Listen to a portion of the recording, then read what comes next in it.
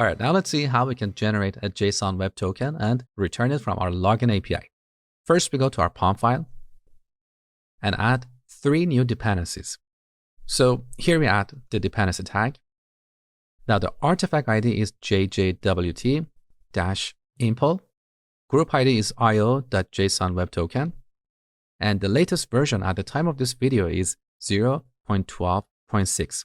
Make sure to use the same version, so what I'm going to show you works the same way on your machine. So that was our first dependency. Let's add 2 more from the same group. So dependency, this one is JWT-Jackson, again from the same group, and the version is 0.12.5. Now the last one. So dependency, this one is JWT-API. Same group, and the version, the latest version is 0.12.6. Now let's reload Maven. Good. Next, we should create a service for generating JSON web tokens. So here in the services package, we add a new class, JWT service. First, we annotate it with service, and then we define a method for generating JSON web tokens. It should return a string. We call it generate token and give it an email. Now, in this method, we use a class called JWTS. This is defined in io.json web token.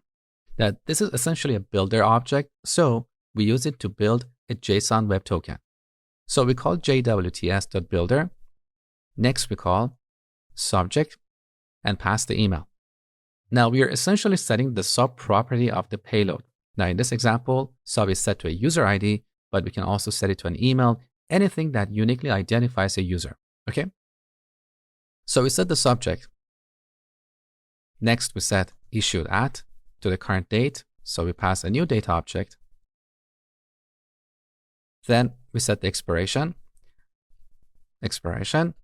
Now, let me explain what's happening. So here we pass a new data object initialized with the current date time. So here we're working with the current time in milliseconds and then adding something to it. Now, to make this code a bit cleaner, we can declare a constant up here, like final long token expiration, and we set it to 86,400. That's the number of seconds in 1 day. So our tokens are going to be valid for 1 day. Now, the requirements of your application might be different, so feel free to adjust this number. Now that we have this constant here, we can replace this expression with our constant. We just have to multiply it by 1,000 because here we are dealing with milliseconds. So we set the expiration. Next, we should sign this using a secret. So we call sign with and provide a key. Now, to create a key, we call keys.hmac SHA-key4. Now here we should pass a byte array. So we can take a secret as a string and call getBytes to convert it to a byte array. Now, obviously, we don't want to store our secret in code. I just want to show you the big picture, and then we'll come back and address the issue with the secret. So we call sign with, and finally we call compact to generate the token. This is like calling the build method of builder objects. So we call compact, this returns a string, and then we return it from our service. With this in place, now we go to our auth controller and modify the login method to return a token. So first, let's change the return type from response entity of void to JWT response. This is going to be a new DTO, so let's create it right away.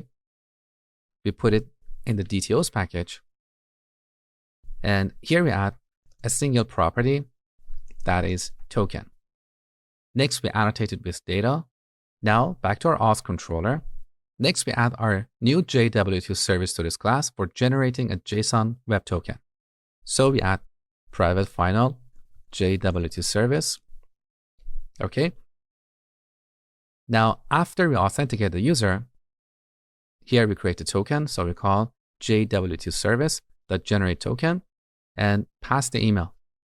We get a token, and finally return it in the response. We just have to wrap it inside a new JWT response object. Now, we don't have this constructor, So let's go to this class and add all args constructor. Okay. Now we don't need build anymore because we're putting an object inside the body of the response. So that was the big picture. But if we run the application now and hit the login API, we'll get an exception. Let me show you. So let's restart. Here in Postman, I'm going to log in with valid credentials. Look what happens.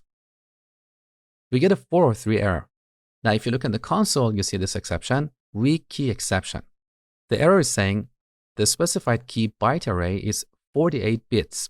So divide 48 by 8, that is 6. So the reason we're getting this error is because in JWT service, we passed a string that is 6 characters long. So the error is saying our key is 48 bits or 6 characters long, which is not secure enough. The recommendation is to use a key that is at least 256 bits or 32 bytes or 32 characters. So in the next lesson, I'm going to show you how to generate a key and securely store it outside of your source code.